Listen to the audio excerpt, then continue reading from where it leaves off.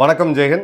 இன்னைக்கு straight of Hormuz ஈரானை பற்றி ஒரு மிக முக்கியமான அப்டேட் பார்க்க போகிறோம். இந்த போர் நிறுத்தத்தோட MOU சைன் ஆன பிறகு இப்போ ஓரளவுக்கு எல்லாம் சாந்தமாக போயிட்டு இருக்கு.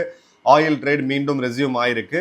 ஆயிலோடைய ரேட் பெர் பேரல் ரேட் அப்படின்றது $70 கீழே வந்திருக்குது.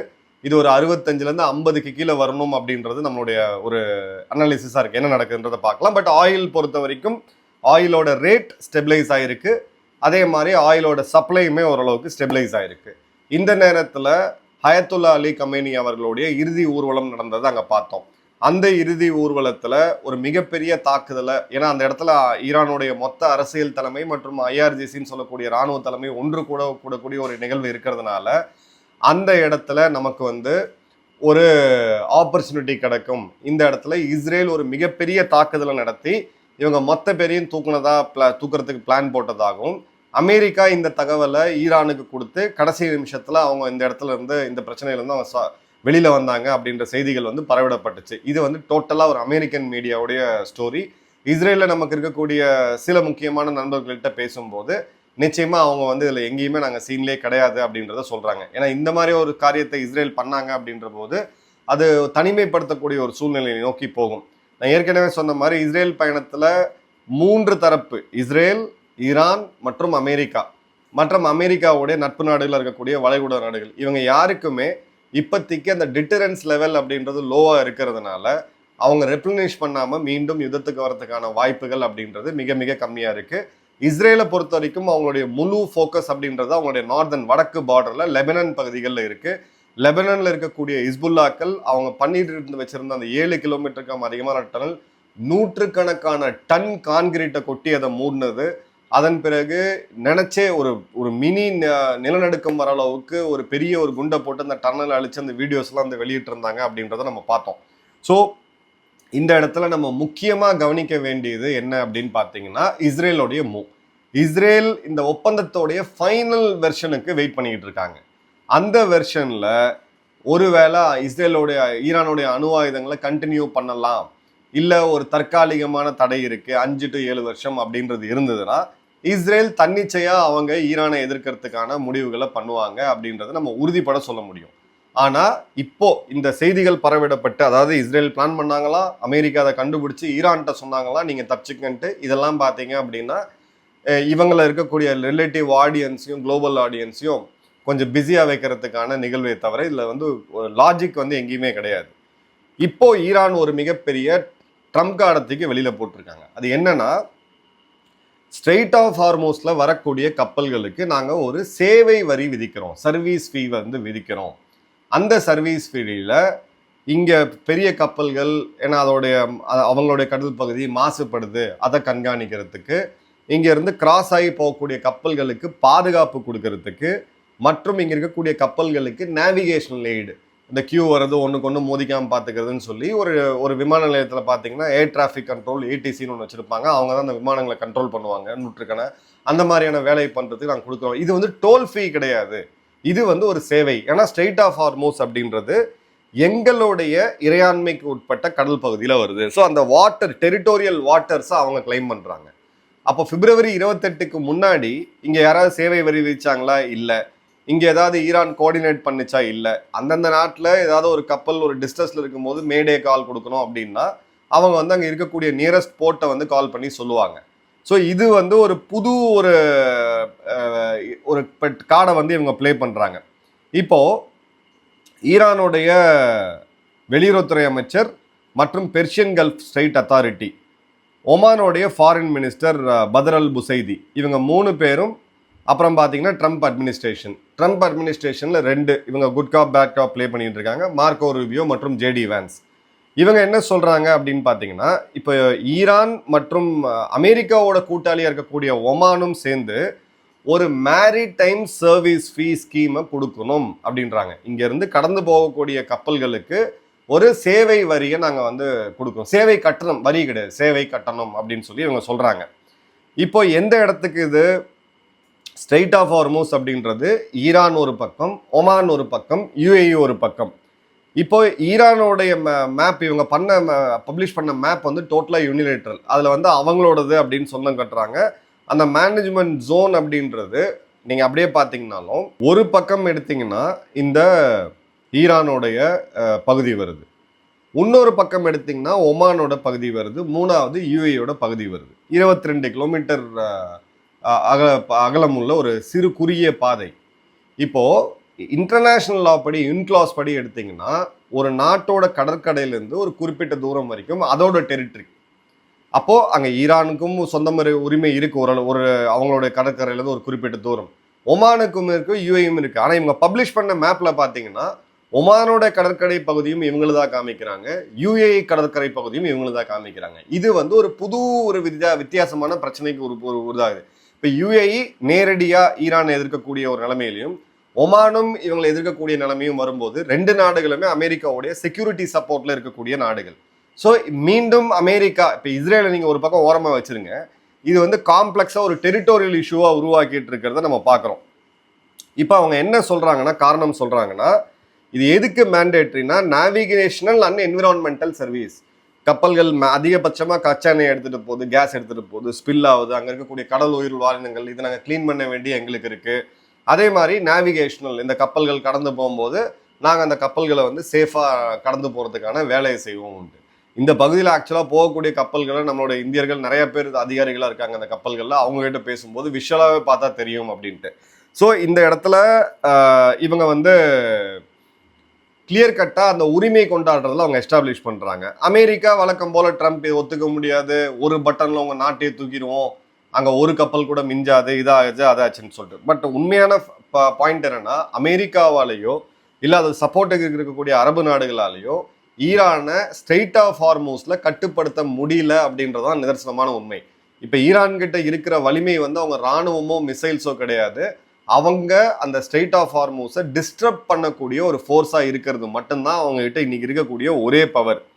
இப்போ இந்த 14 point Iran America frame work என்ன கவர்ன் பண்ணுது, 60%, அதாவது 60 நாட்களுக்கு இந்த பகுதியில் எந்த விதமான கட்டணமும் யாரும் வசூலிக்க மாட்டாங்க, அமெரிக்காவும் இதை தடுக்காது, அதே மாதிரி ஈரானும் தடுக்காது அப்படின்ற ஒப்பந்தம். ஸோ அப்போ அந்த ஒப்பந்தம் வந்து கிட்டத்தட்ட ஒரு 15-20 நாட்களுக்குள்ள மீறதை நம்ம தெளிவாக பார்க்க முடியுது. இப்போ இதோட ஸ்ட்ராட்டஜிக் சிக்னிஃபிகன்ஸ், இது ஏன் உலக வரலாற்றில் ஒரு திருப்புமுனையான ஒரு இடம் அப்படின்னு நீங்க பார்த்தீங்கன்னா, முக்கியமான விஷயம் என்னன்னா, இப்போ இந்த ஒருவேளை இந்த மேரிடைம் சர்வீஸ் ஃபீ, இந்த சேவை கட்டணத்தை நம்ம ஒத்துக்கிட்டோம், நம்மன்றது உலக நாடுகள் ஒத்துக்கிட்டோம்னு வச்சுக்கோங்க, நாளைக்கு மலாக்கா ஸ்ட்ரெயிட்ல அண்டை நாடுகளாக இருக்கக்கூடிய மலேசியா, இந்தியா போன்ற நாடுகள் இதே மாதிரியான வரியை விதிக்கலாம். பாபல் மண்டப்னு சொல்லக்கூடிய அந்த குறுகிய பாதையில எமேனிகள் அங்க வந்து இந்த வரியை விதிக்கலாம். சூயஸ் கனால்ல ஈஜிப்டும் துருக்கி போன்ற நாடுகள் விதிக்கலாம். பனாமால போனீங்க அப்படின்னா அவங்க விதிக்கலாம். அப்ப யார் யாரெல்லாம் தீவு நாடுகளா இருக்கிறாங்க, யார் யாரெல்லாம் இந்த குறுகிய பாதையை ஒட்டி இருக்கிறாங்க, இல்ல மேரிடைம் ரூட்ல இருக்கிறாங்க அப்படின்னா அவங்கவுங்க ஒரு டோல்கேட்டை போட்டு வரி வசூலிக்கலாம். அப்படின்ற போது இந்த உலகத்தோடைய ஷிப்பிங் காஸ்ட் எங்க போகும், இந்த உலகத்துக்கு யார் என்ன உரிமைன்னு சொல்லி பல 100 யுத்தங்களை உருவாக்குறதுக்கான ஒரு காரணமா இது போய் முடியும். சைனா ஏற்கனவே அத்துமீறி பல நாடுகள் கிட்ட இந்த பிரச்சனைகளை அவங்க பண்ணிக்கிட்டு இருக்காங்க. அப்போ இந்த நேரத்துல போய் இதை நார்மலைஸ் பண்ணி ஒத்துக்கிட்டாங்க அப்படின்னா கிளியர் கட்டா நம்ம வந்து ஒரு ஷாக்கிங்கான ஒரு ஃபேக்ட் வருது. ஒரு நாடு லீகலா 20% வேர்ல்டு ஆயில நீங்க டாக்ஸ் பண்ணலாம் அப்படின்ற ஒரு டேஞ்சரஸான ஒரு சுச்சுவேஷனுக்கு வருது. ஸோ இது வந்து என்ன மாதிரியான தாக்கத்தை கொண்டு வருது அப்படின்றத பார்க்கணும். என்னை பொறுத்த வரைக்கும் இதுல 2 அனாலிசிஸ் நம்ம பண்ணலாம். ஒன்று, ஈரான் இந்த வாய்ப்பை பயன்படுத்தி உலக நாடுகள் பட்ட பாடு இப்போ எல்லாருக்குமே தெரியும், தனிநபர்கள் வரைக்கும் இதை பயன்படுத்தி இதை ரெகுலைஸ் பண்ணி இதன் மூலியமா வருமானத்தை ஈட்டுறதுக்கான ஒரு வழி. பட் இது வந்து கண்டிப்பா எந்த நாடுமே ஒத்துக்க போறது கிடையாது லெவலுக்கு மேல. ஈரான் என்ன சொல்லியிருக்காங்கன்னா, இந்த போர் சமயத்துல எங்களுக்கு உதவி செஞ்ச நாடுகளுக்கு நாங்க சில கன்செஷன்ஸ் தருவோம். அப்ப என்னன்னா, குளோபல் பாலிசியில அவங்க என்ன சொல்றாங்கன்னா, உன் கப்பல் இடத்த தாண்டி சேஃபா ஸ்ட்ரெயிட் ஆஃப் ஹார்மூஸை சேஃபா தாண்டி போகணும் அப்படின்ற போது நீ எனக்கு நட்பா இருந்தா மட்டும்தான் முடியும்னு சொல்லி இன்னொரு ஜியோ பொலிட்டிக்கல் கார்டை பிளே பண்றாங்க. இது ரெண்டுமே வளைகுடால இருக்கக்கூடிய எந்த நாடுகளும் ஒத்துக்காது. ஒன்ஸ் இதை ஸ்ட்ரீம்லைன் ஆகும்போது இந்தியா போன்ற நாடுகளும் ஒத்துக்காது. இன்ஃபேக்ட் சைனாவே கூட இதை ஒத்துக்காது. அவங்க நட்பு நாடுன்னு சொல்லி கன்செஷன் அப்படின்ற போது இந்தியாவுக்கும் அந்த ஒரு இடத்துல நிறைய விஷயத்த பேலன்ஸ் பண்ண வேண்டியதா இருக்கும். ஐமேக்ல நிறைய காம்ப்ரமைஸ் பண்ண வேண்டியது, இதெல்லாம் இந்தியா பண்ணுமான்னு தெரியல. இன்னொன்று, நெகோசியேஷன் போயிட்டு இருக்கும்போது ஈரான் இதை செய்கிறதுல ரொம்ப தேர்ந்த ஒரு டிப்ளமேட்ஸ் அவங்க. இந்த மாதிரியான ஒரு கார்டை ப்ளே பண்ணி ட்ரம்ப் மேலே ப்ரெஷரை அதிகப்படுத்தி அங்கே நெகோசியேஷனில் அவங்களுக்கு தேவையான விஷயத்த பெறுறது. இது ரெண்டில் இவங்க எது பண்ணுறாங்க அப்படின்றத நம்ம வெயிட் பண்ணி பார்க்கணும். ஸோ இது ஒரு கிளியர் கட்டான ஸ்ட்ராட்டஜிக் ஒரு சிக்னல் அப்படின்றத பார்க்குறோம். இப்போது எவ்வளோ சேவை கட்டணம், இதில் யார் எவ்வளோ இது பண்ண போகிறாங்க அப்படின்ற எந்த விதமான அறிவிப்பும் வரல. ஆனால் இவங்க என்ன சொல்கிறாங்கன்னா, ஒமானும் ஈரானும் சேர்ந்து பண்ணணும், அந்த ஸ்ட்ரெயிட் ஆஃப் ஹார்மோஸோடைய மேரிடைம் அத்தாரிட்டியை உருவாக்கணும். அப்போ மூணாவது ஒரு நாடு முட்டாளாங்க உட்காந்துருக்காது, யுஏஇ. இப்போ யுஏஇ இந்தியா கிட்ட ஒரு பாதுகாப்பு ஒப்பந்தம் வேணும்னு சொல்லி பிரதமர் அவர்கள்கிட்ட தொடர்ந்து அவங்க பேசிக்கிட்டு இருக்காங்க. வெகு விரைவில் அது வரத்துக்கான வாய்ப்புகள் இருக்குது. இல்லை அட்லீஸ்ட் ஒரு செக்யூரிட்டி கோஆப்ரேஷனை ஃபார்மலாக எஸ்டாப்ளிஷ் பண்ணும்போது இந்தியாவுடைய பிரம்மோஸ் மிசைல், இந்தியாவுடைய ஆகாஷ் மிசைல் டிஃபென்ஸ் சிஸ்டம், இது எல்லாமே யுஏஇக்கு போய் சேரும். இப்போ யுஏஇ தன்னுடைய இறையாண்மைக்கு உட்பட்ட பகுதியை இன்னொரு நாடு மேப் போட்டு, அதாவது உங்கள் வீட்டு பார்க்கிங்க்கு நான் வரி வசூல் பண்ண, சேவை கட்டணம் வசூல் பண்ண என்னவோ அந்த மாதிரியான ஒரு நிலைமையில தான் யுஏஇ இருக்குது. இப்போ யுஏஇக்கும் சவுதிக்கும் இருக்கக்கூடிய ரைவல்ரியை பற்றி நம்ம ஏற்கனவே பேசியிருக்கோம். ஸோ இந்த இடத்துல சவுதி இந்த சைடில் போனாங்க அப்படின்னா, ஒருவேளை ஈரானுக்கு ஆதரவாவோ நியூட்ரலாவோ போனாங்க அப்படின்னா, இது வந்து வெகு வேகமாக அந்த குரூப்பிங் அப்படின்றது ஃபார்ம் ஆக ஆரம்பிச்சிடும். அப்போ அந்த குரூப்பிங் ஃபார்ம் ஆகும்போது யுஏஇக்கு அமெரிக்கா இண்டிபெண்ட்டாக அந்த புது ஆக்சிஸ், இப்போ உருவாகி இருக்கக்கூடிய ஆக்சிஸ், ஒரு பக்கம் யுஏஇ, அந்த பக்கம் இருக்கக்கூடிய இஸ்ரேல், இந்த பக்கம் இருக்கக்கூடிய இந்தியா, இந்த 3 நாடுகளும் ஒன்றா சேர்றதை தவிர ஒரு வழியே இல்லை. இந்தியா இதை ஸ்டெடியாக பேலன்ஸ் பண்ணியிருக்காங்க. ஹயத்துல்லா அலி கமேனி அவர்களுடைய இறுதி ஊர்வலத்துக்கு நம்மளுடைய முன்னாள் இராணுவ அதிகாரி ஜெனரல் ஹட்டா ஹஸ்னைன் அவர்கள், his excellency governor of Bihar, அவரை அனுப்பிச்சு வச்சிருக்காங்க. ஸோ ஈரானை பொறுத்த வரைக்கும் நம்ம அந்த பேலன்ஸை கரெக்டாக கொண்டு போயிட்டு இருக்கோம், சோஃபார் கொண்டு போயிட்டு இருக்கோம். அவங்களுக்கும் இந்தியா மீது பெரிய வெறுப்பு அதெல்லாம் கிடையாது. IRIS தேனா அந்த கப்பல் அமெரிக்கா வீழ்த்தினாலும் அவங்களுடைய இன்னும் 2 கப்பல்களுக்கு இந்தியா அடைக்கலம் கொடுத்தது ஒன்று. அதே மாதிரி ஈரான் மீது கொண்டு வரப்பட்ட தீர்மானங்களில் இந்தியா ஈரானுக்கு எதிராக வாக்களிக்காமல் இருந்தது. அதே சமயம் இஸ்ரேலியும் பேலன்ஸ் பண்ணிக்கிட்டு இருக்கு அப்படின்னு சொல்லிட்டு ஒரு மதில் மேலே இருக்கக்கூடிய பூனை மாதிரி தான் இந்தியாவுக்கு அதை பேலன்ஸ் பண்ணிட்டு போகிறாங்க. இப்போ அவங்க சொல்லக்கூடிய நட்பு நாடுகள் லிஸ்ட்டில் இந்தியா இருக்கா இல்லையா அப்படின்றத அவங்க ஒன்றும் ஓப்பனாக சொல்லலை. ஸோ இதை டீப்பாக டெப்த்தாக அனலைஸ் பண்ணி பார்க்கும்போது 2 விஷயம்தான். ஒன்று, இவங்க சீரியஸாகவே இதை வெப்பனைஸ் பண்ணி ஸ்ட்ரெயிட் ஆஃப் ஹார்மோஸில் வரக்கூடிய கப்பல்களுக்கு ஒன்றும் இல்லை, ஒரு பேரலுக்கு $1/2 விதிச்சா கூட கோடிக்கணக்கில் உட்கார்ந்த இடத்துலேருந்து வருமானம் வரும். அப்போ அதற்கு உண்டான எதிர்வினை யார் ஆற்றணும்? அமெரிக்கா மற்றும் இந்த நாடுகள் ஆற்றணும். அப்போ எனக்கு இழக்கிறதுக்கு எதுவுமே இருக்கக்கூடிய நான் இதில் வந்து ஒரு லீவரேஜ் எடுத்து பண்ணுறேன் அப்படின்னு சொல்லிட்டு போகக்கூடிய வாய்ப்புகள் இருக்குது. இன்னொரு வாய்ப்பு, இந்த கார்டை ப்ளே பண்ணி மீண்டும் கச்சா எண்ணெய் விலையை மீண்டும் உயர்த்தி அமெரிக்காவுக்கு இந்த தாங்க முடியாத ப்ரெஷர் குறிப்பாக ட்ரம்ப்புக்கு கொடுத்துட்டு அதன் மூலியமாக அவங்களுடைய நெகோசியேஷனில் அவங்களுடைய அணு ஆயுதங்களோ இல்லை அந்த பேலஸ்டிக் மிசைல் ப்ரோக்ராம்ஸையோ ஓரளவுக்கு சால்வ் பண்ணிட்டு வரக்கூடிய வேலையை இவங்க பார்க்குறாங்க. அதே சமயம் இன்னொரு விஷயத்தையும் பார்க்கணும். இப்போ இதில் வந்து மிக முக்கியமாக த்ரெட்டாக ஃபீல் பண்ணக்கூடிய நம்பர் 1 நாடு அப்படின்றது இஸ்ரேல். இஸ்ரேலுக்கும் துருக்கிக்கும் இருக்கக்கூடிய ஈக்குவேஷன் ரொம்ப வேகமாக டீக்ரேட் ஆகிருக்கு. இஸ்ரேல் மனித குலத்துக்கு எதிரானது, இருக்கவே தகுதியற்றது அப்படின்னு எர்தவான் சொன்னது இஸ்ரேல் என்ற நாடே இருக்கக்கூடாது அப்படின்ற பொருள் படுற மாதிரி தான் அவங்க பார்க்குறாங்க. ஸோ இந்த துருக்கி, கத்தார், சவுதி மற்றும் பாகிஸ்தானோட அலையன்ஸ் இதுவும் ஃபார்ம் ஆகும்போது இந்த இண்டோ பசிபிக்கில் ப்ளே ஆக வேண்டிய ஜியோ பாலிட்டிக்ஸ் இன்னும் கொஞ்சம் மாதங்கள், மேபி ஒரு வருடத்துக்கு மீண்டும் மேற்கு ஆசியாவில் ப்ளே ஆகிறதுக்கான வாய்ப்புகள் இருக்குது.